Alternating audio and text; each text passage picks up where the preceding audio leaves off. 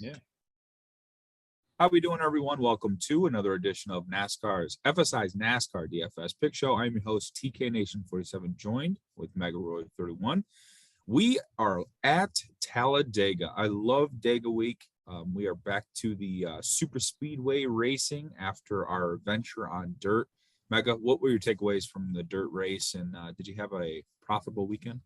It was okay.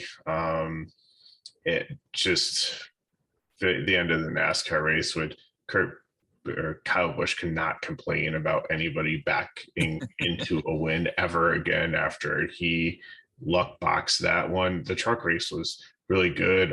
I was so sad. I really wanted Rhodes to get put in a cup car to go race after his masterful performance in the truck racing series. So really enjoys that. The cup one was okay. I mean, it's just on and off with like the rain and brakes and stuff. It just kind of drug it out. But Dega week, trucks are off. So we've got Xfinity, we got Cup, we have no practice. We have and now we got to completely flip our mindsets because all these shorter tracks, we've been saying dominators, get people up front, get lap leaders, figure out who your lap leaders are. Now it's all about place differential. It's all about bankroll management also because it's a high variable track. So play lighter this week, play to enjoy it, but play to live to see another day. It's even in the best range of outcomes that we could predict. There are just so many wild things that could happen.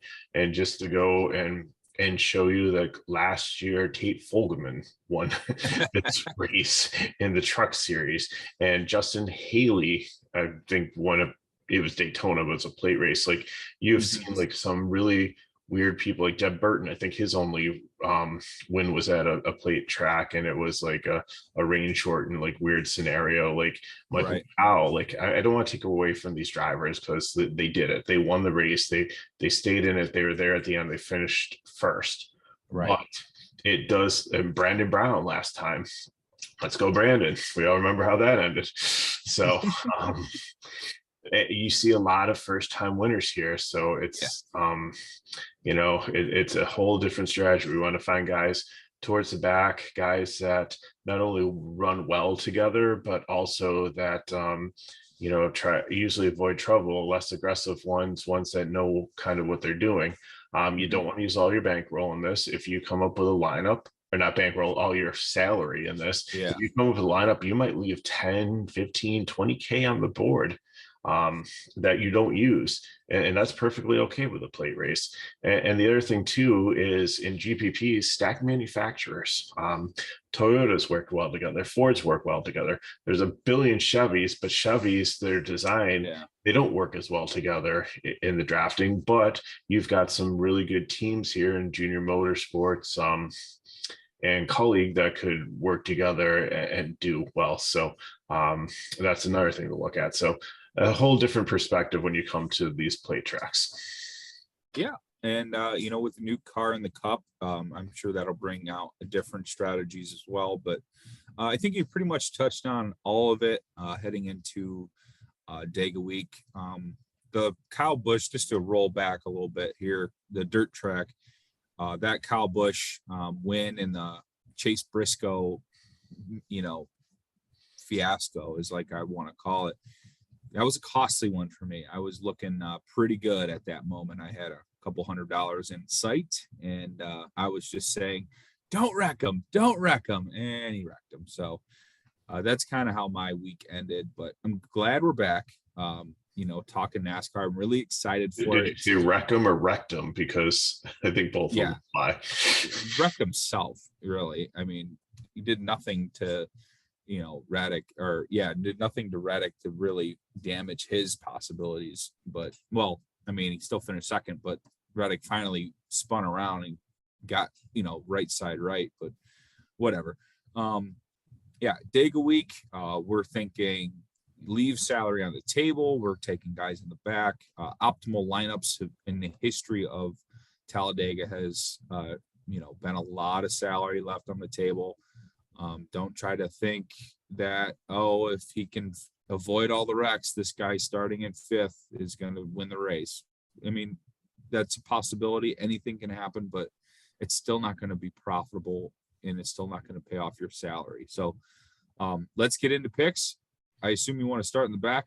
No, I just wanted to put this up here because surprise, surprise, Jesse Anua, Natalie Decker, and CJ McLaughlin did not make it. Yeah, all failed to qualify today. Do not play them. Yep. Surprise, surprise, Josh Williams did, and he didn't finish last. Yeah, they've been qualifying better. They're, BJ McLeod's, they've tapped into the play, the super speedway. I think we'll start top and work Okay. our way down. So let's start with the top 10, and we'll just kind of break there. Yeah. This is really cool. This week we have Jeffrey Earnhardt driving around in a black 3. So this is the first time we've seen an Earnhardt in a 3 cars in a very long time. And Larry McReynolds is the crew chief for the Ritual Children's Racing 3 car. I'm assuming this is a one-time only deal. Looks really fast in qualifying. Larry Mack, really good crew chief. And it's a black 3. It's at a super speedway. I was hoping he would qualify poorly just so I could play him. But now he's on the pole. I can't play him. Nope. Can't waste my money. I reached out to TK and I was like, what yeah, on earth did this happen? And I get it. And maybe the car was set up for qualifying to run fast laps and not long run.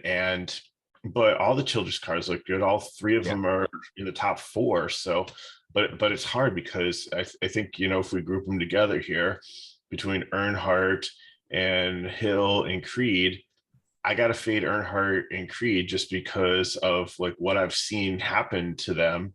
And I think the only one that I can play and potentially cash is Austin Hill, because we saw him win. He won, I believe, Daytona. He came in second in Atlanta, which was almost like a plate race this year. And he's won truck races. So I think it's, maybe a little bit risky for cash, but if there's anybody that could stay up there, and you're not going to get somebody leading a lot of laps because they change, but who knows? We've seen some single file racing this year. We've seen cars all hook up and one person go out there and in the twin 125s and in, some of the other races here. So it is possible, but I think Hill's borderline cash, closest thing to a cash play in the top 10 here. Everybody else is going to tell you, just fade the top 10, but all the speeds up front here, they qualified. It wasn't like the formula, so they're all mixed up over the field. So again, it's a decision. Are you going to play Hill, who is really, really good here, has a great car, has a great team, in cash, or are you just going to throw them in a GPP line? That's fine too. If you just want to do a Childress stack, I understand that also, and that's how you want to get exposure to them. I think that makes perfect sense. It's super, super risky having all 3 cars start up there, but if they stay together and if something weird happens and they just hook up and just continue to dominate this race, and the big ones and all the wrecks are behind them, which is, it could happen, then if they finish all in the top 5, then that could be a good day. Yeah, I tend not to take drivers inside the top 5 for super speedways. So unfortunately, I will not have any part of the 3 car. Austin Hill, I'd understand it. I just think he's starting a little too far forward. Dominator points. Now, your thought on single file, I could see that, and I could see one of these guys, Earnhardt, Hill, Gibbs, Creed, or Hemrick, just to say the top 5. I could see any one of them being the leader and getting 25, 30 lead laps. But if it comes into the race and something happens, and that's what we're trying to find here is a floor. If something happens, they're going to lose so many points. It's going to be too detrimental to your team. So for that reason, I'm out. Gibbs, no thanks. Did you have any love for Ty Gibbs or? How many laps before Sam Mayer wrecks him? Yeah. But here's the thing too, like No, this is a the no-go weird for thing me. is you could see all the Chevys line up and form like a pack that there's not that many Toyotas. There's only 4 in the field, I believe. And for Fords also, I think you have 4 or 5. So you're probably gonna see the Toyotas and the Fords work together and the Chevys work together. And I think we saw that more in Cup. I think it was in one of the 125s there. Maybe it was one of the Daytona races. I can't remember. It was earlier in the season. And like everybody has to be on the same pit strategy. You really have to work together or you lose the draft. And if you get a strong group that gets all together, they just get out and break away. And if the race stays green, you just cannot catch them. Yeah. I have my eyes set on a certain team, and we'll talk about them later. But Richard Childress, I mean, yeah, they look fast in qualifying. I know they brought a lot to this track. I just too far forward. Ty Gibbs. Yeah. He's running. He's gonna run so unlucky in this race. I have a feeling. I think I might change the feed. Yeah, all of the crap that he's been putting people through. Nobody's gonna work with this guy. He's gonna get left out to dry. Nobody's gonna want. Toyotas are going to work with him. Dollar is going to work with him. Jones is going to Sure, work. but I don't think they're fast enough to get to the front. Well, I think what's going to happen is, and I think you have Chandler Smith, who I really love, and a Toyota also. But I think among those, I think Jones and Gibbs are going to be fighting each other to see who gets to be the lead car. I don't see the two of them working together. Drew Dollar is going to fall into place. Chandler Smith, he's a guest at this table. He's going to fall into place. So like among the Gibbs cars, I see a little bit of turmoil there. So yeah. Okay, yeah, that's enough on them. So yeah, Hemrick and Castle, some colleague cars here, 5th and 6th. No, not gonna do it. Yeah, Hemrick's got a good pedigree at tracks like this. So GPP, Castle, no. I know, like it seems like his career has gotten. He's been doing a little bit better, but still no. Yeah, and definitely Brian. Now Hemrick, I could understand an average finish here of 7th in 3 races. He's got some lead laps, 2 top 5s, and hey, he's starting 5th. If he wins the race from 5th, I wouldn't be shocked, and you're going to get a little bit of place differential. But if he doesn't finish the race, then he's a negative play. But I would have a little bit of interest in Hemrick because I've seen a lot of success here. I know Hill was in trucks but I could Hill and Hemrick. I'll just say this: probably the only 2 I'd play up here. Okay, fair enough. Yeah, and that's who you have as plays, and I think everybody else is a fade. Vargas, I don't know what happened in qualifying today. That's probably the biggest shock of the season.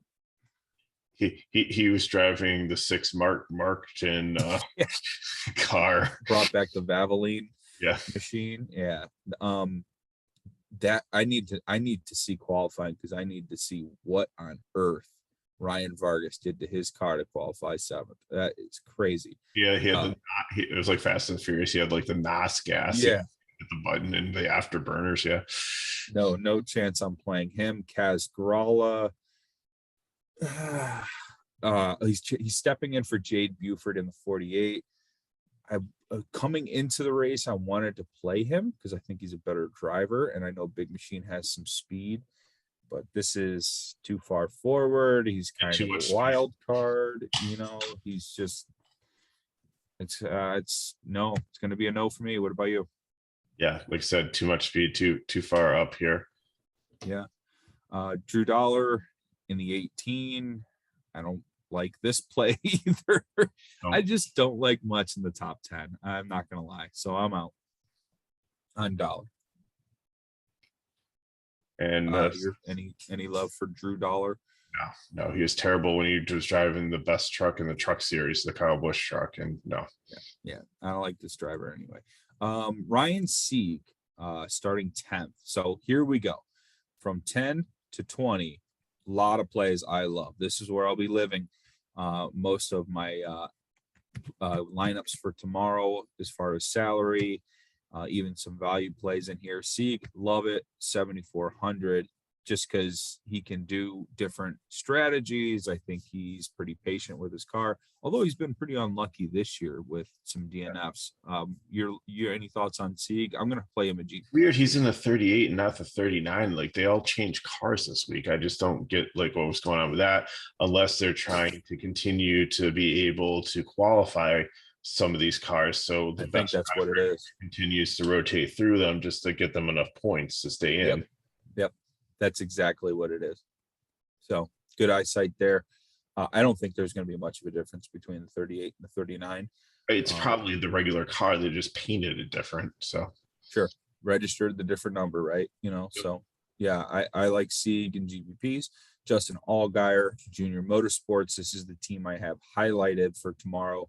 Earnhardt Country, Dale Jr. on the owner's box here.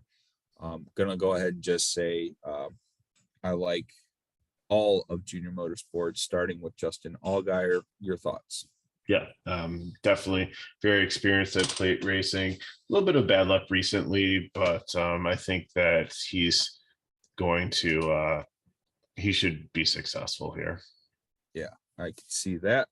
Next up is Anthony Alfredo. I have stopped playing this guy. I play him sparingly at times, but starting 12th too far forward for me. Yep, same. AJ Allmendinger in the 16 Colleague Racing 9,700.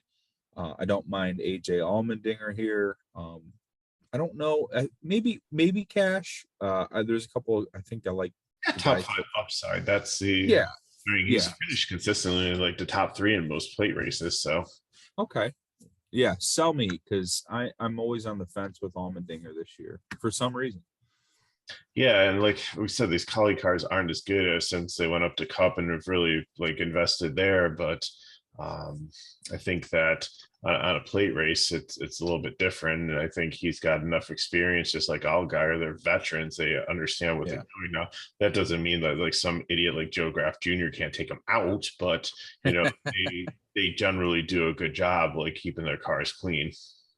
Yeah, he's got an average finish of 18th, but he does have a top 5. So okay, yeah, I was gonna play Allmendinger. I just don't know if I like him more than some other guys down here. No, I just think he's an option. So yeah, I think he is an option as well. Sam Mayer, Junior Motorsports, the number 1. Mayer sneakily doing better with this race car. I think he's having a solid season as far as like running position. I know he's had some unlucky breaks go his way, but I think I'm in on the 1. I am too, but in GPP, because just the whole tide narrative is still out there. And until we get a little bit past that and we know that he's mature enough not to retaliate and he's trying to win races over proven points. Plus, he really doesn't have a ton of plate experience. He did race this race last year, and he finished 38th. So yeah, I did a little bit of scouting on the 1. I think he has a better go around this time around, but let's just keep him in the 54 part. He can't get any worse. There's only 38 cars in the field. All right, so don't finish last, and we'll be okay. All right, next up we have Brandon Jones in the 19. 9,000. I really like this price tag. I unfortunately think this is a pretty strong case for a core play. Your thoughts? Yes, we only play him in certain instances, and this is one of those risk versus reward moments that I'm willing to gamble with. But so the third core play is probably between he and Gregson. And I'm only taking Gregson just because he's a junior. Gregson's safer. Yeah, Gregson's way safer. Differential. And Gregson has had his wrecks in the past, but this year he seems to be driving. I don't want to say more conservatively. I'd say more maybe responsibly. Yeah, responsibly. Great way to put it. He definitely has win upside here. So it's crazy to think Gregson's not the bad boy on this series anymore. Yeah. it's Ty Gibbs, and it's just wild how it's all escalated. The guy gets one cup ride, for a couple of turns, and all of a sudden he's respected. Yeah, It's he's just the weird how, lucky star this week. Like he's really like they put a lot of he yeah, actually had a decent ride for the Cup Series. So I think yeah, yeah, he's on the radar the whole weekend. So, yeah, Brandon Jones, but we'll circle back here. I think it's a good risk versus reward moment. I think he is pretty cheap that you can fit him in just about any kind of build that you want.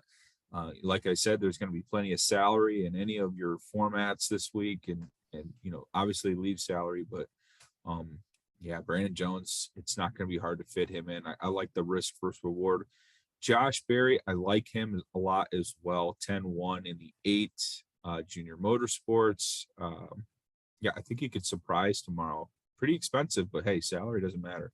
and I think he was priced up because he was running like in the top three. He might have been like second or third late on in the Talladega race because he's the one when Michael Olnett broke his foot in the dirt race when he tried to race the truck at I think it was Knoxville or whatever, and then he was out for like almost the rest of the season. Yep. Very sub for him here, like Yep. with no practice or anything, just kind of jumped in because, like you said, Mayer had the 8 and he was running really well, and it wasn't his fault when the leader wrecked and took out like a bunch of other guys here. So I think definitely junior motorsports, like you said, they do well. He's done well at again, anybody could take him out, but I think Sure. it's still, I like Gregson better, but I think that if you don't have the 200 to get to him, then I think Barry is a fine comparable play. Yep. Next up, we have Brandon Brown, the birthplace of the Let's Go Brandon chant, here for the 68. Your thoughts? He's a good plate track racer. 17th is reasonably priced. I think everything adds up here that he's a solid cash play in this range. Absolutely. In 5 races, he has an average finish of 8th, a win, 3 top 10s, 5 top 20s. Yeah, this is really strong. Another possible core play. So locking in Brandon Brown a lot for tomorrow. Next up is Brett Moffitt.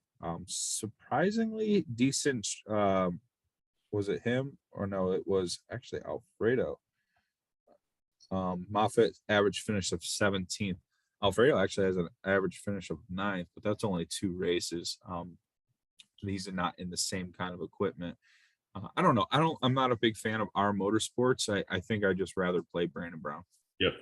Yeah, it's just like they seem to have spread themselves too thin by adding the other 2 teams on here. So GPP, but like I said, yeah, definitely Brandon Brown's better play. Brandon Brown. I might even take a shot at Ryan Sieg. There's a multitude of 6K fight. Myatt Snyder starting in 31st. So right. Yeah, we haven't even gotten to that. It's just there's other plays. Don't play Moffitt. Gregson, we had talked about him a little bit. I think I'm with you on the Gregson train. I think he should be like a favorite to win. Yes. Yep. Yeah. And we're going to get a lot of, place differential floor with him starting 19th, even in case of a fire, and he wrecks out. He's not going to lose us as much as someone starting in the front. So we get a little bit of relief there. So there's much safety in Noah Gregson tomorrow. Riley Herbst starting right behind him in 20th in the 98. I fairly remember he was decent during Daytona week. No? Yeah. He's a good plate driver. He's got some win equity, I think. He's never won a race before, but he's really done well. Well, I mean, like you said, this is a lot of first-time winners. Hey, maybe this is Riley Herbst. There's our prop bet. Take Riley Herbst for the win. So yeah, you never know. And like you said, first-time winners, unexpected winners. Maybe this is the moment for Herbst. And it's not like he's been racing terribly. No, he's bad luck. Like he cut a tire and hit the wall hard, and I think Phoenix. But other than that, he's had a pretty solid season. So yeah. All right, next up is Alex LeBay, 7K. Guy. Yeah. Yeah, I don't finally remember too much success for LeBay on tracks like this. 7K, pretty cheap. starting 21st, not terrible. There's no practice to really go on, but there's also not much track history either. Are you seeing any track history on the back? No. Hey, you know what? There's so many plays that we're about to talk about here in the 6K, 5K range. Yep, just pass right over them. Yep. Next up, we have Jeb Burton, 8,400. I think that's way too much for my liking. Although Jeb Burton did win, I believe, a race shortened race here, correct? Yep. And he has 2 top 5s, an average finish of 3rd. Jeb does really do well here. So I'm going to have to throw him into the pool for this week. Mm-hmm. Maybe like he's a decent GPP play. Yeah. If you think he's going to go low owned. Right.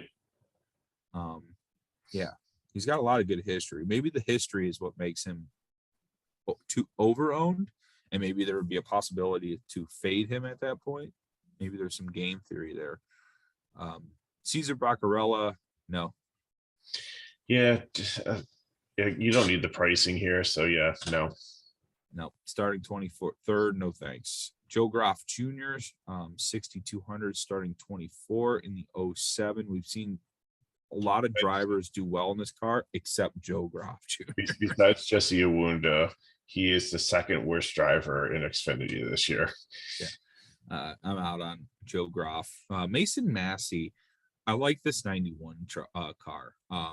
I'm in on Mason Massey. Yeah, that's why I'm going to have it as a cash play. I agree with it. Yeah, Massey, like I said, having a strong season. He's been running inside the top 15 at times, always qualifies well, always has pretty good practice speed too.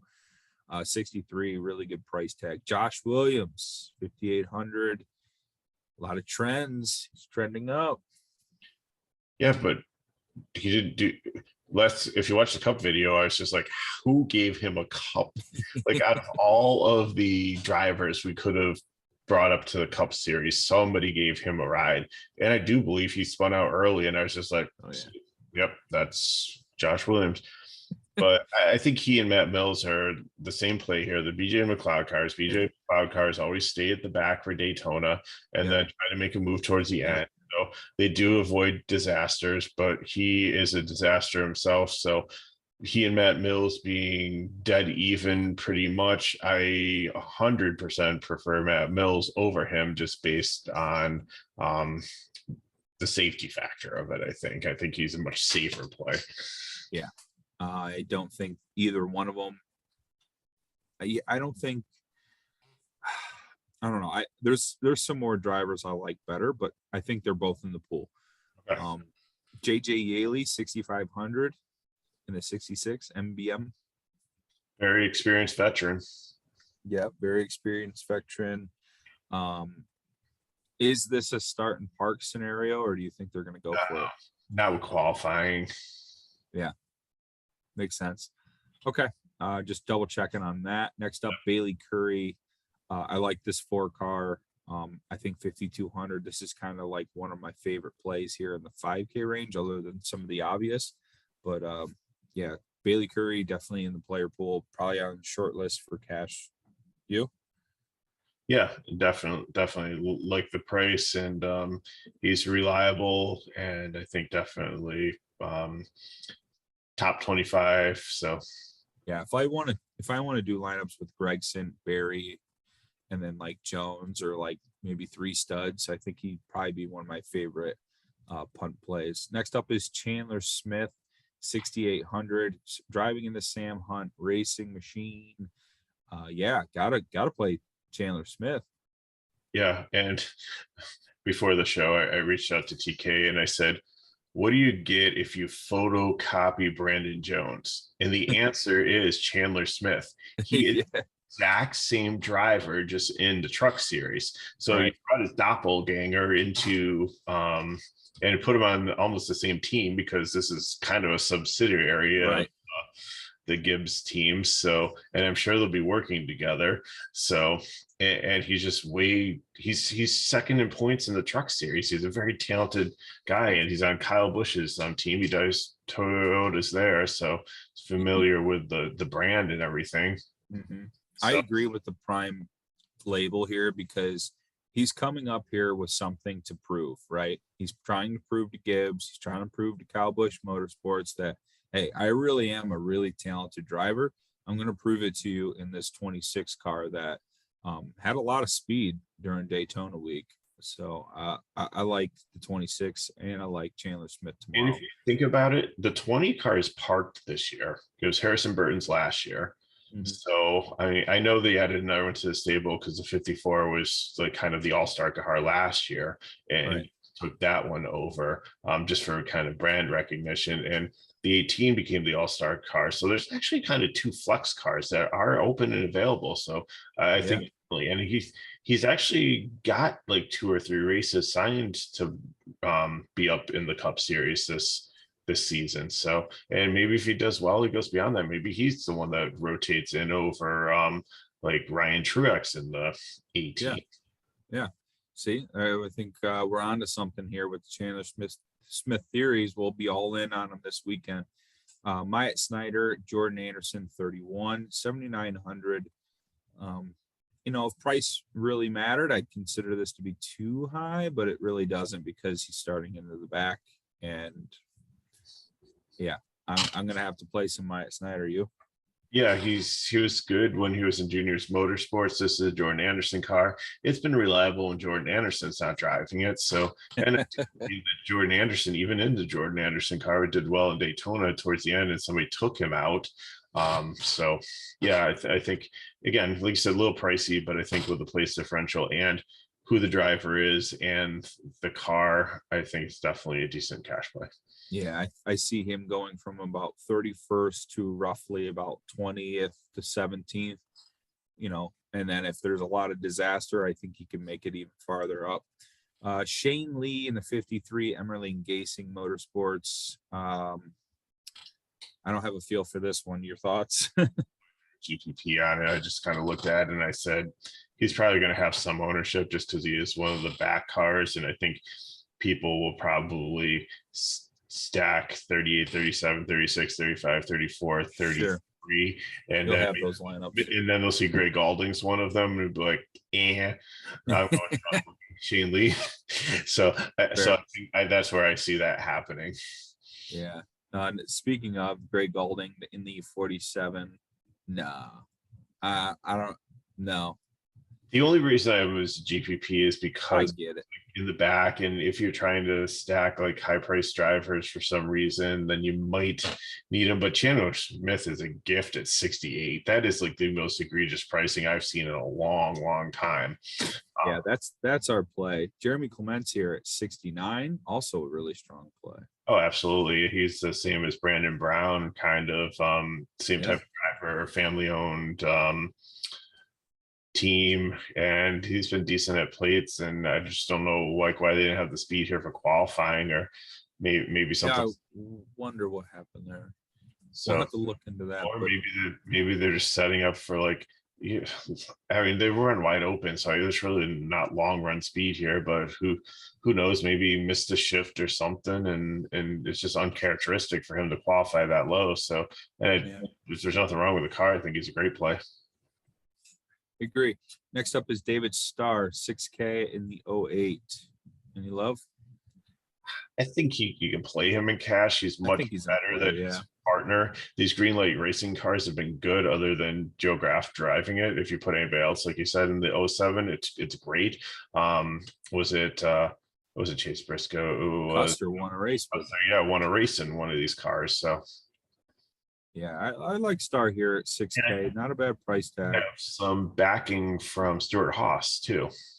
Yeah, he's got an average finish around 23rd, which was a lot of it was with that 5 car in the BJ McLeod. So, and he'll be working with the Siegs and the other Fords and the Herps. So I think that definitely helps too. Yeah, Stars in the player pool for sure. Joey Gase, 35, Emerling Gase in the 5,900. He loves racing these plate races. Yeah, he does. Yeah, that's his thing. He runs the plate races. So I think PP. Yep, I think that's fair. Kyle Sieg. This is another pretty obvious play here. 6,600 starting 37th. driving in Ryan Sieg's 39, whether it's the car or not, you know, that's unknown, but still, this is, I'd say probably the safest play on the board. Yes, definitely. He'll definitely a good move up. He'll definitely work with some of the other Fords there, if not the Toyotas, because they're outnumbered by the Chevys. So I think just who they're going to be with is just going to pull him up. Next up is Ryan Ellis in the Alpha Prime 44. You know, he's not what he used to be. Huh? Yeah, this is usually Tommy Joe Martin's. He's not what he used to be, but he's better than 38th place. He's probably going to finish inside the top 28. And I think that makes him a play. Yeah. It's the last place car in a plate race. So, I mean, you can't lose any points. Yeah. He can be super popular too. Take the 3 prime plays and lock in Ellis, and then, you know, figure out who your other 2 guys are. I would say of that 5K range, Ellis is probably the strongest play over Bailey Curry. I think Bailey Curry and Matt Mills still fair GPP plays. But realistically, if you're in 5K, you're fishing in the 5K range, you're probably playing. Oh, right. Marcus looks pretty sexy up there, starting 6th or 5th or 7th. Oh my God. I still can't believe it. All right. Any final thoughts for the Xfinity Series, the AG Pro 300? No, just like I said, watch your bankroll, play a little bit, mix some manufacturers together, like try to get all the Toyotas together, maybe throw a couple Fords in for correlation there too. Chevy teams together, and with your one-offs being other Chevys, just that's the way the correlation works. Just don't, in GPPs, if you're stacking that way with teams, don't mix manufacturers, because they're not going to run that way. I mean, you might have one road guy end up there, but for the most part, Toyotas and Fords will work together. They'll pit together, and their success will be based on one another, and all the different Chevy groups will work together. BJ McLeod cars will go to the back and stay safe, and some of these other smaller teams will do that also, just to try to live to the end of the race. Yeah. All right. That will do it for FSI's NASCAR DFS Pick Show. You can follow me on Twitter at TKNation47. That is at Megaruler31. Please like this video, comment below with any questions you may have about your lineups, or you can find us on our website, FSIDFS.com, or on Twitter at FSI_DFS. And that link that you see in the bio is for our Discord chat. Join the Discord chat for any updated projections, cores, and live chat. So thank you for listening in, and good luck in your contests. And see ya. Good luck.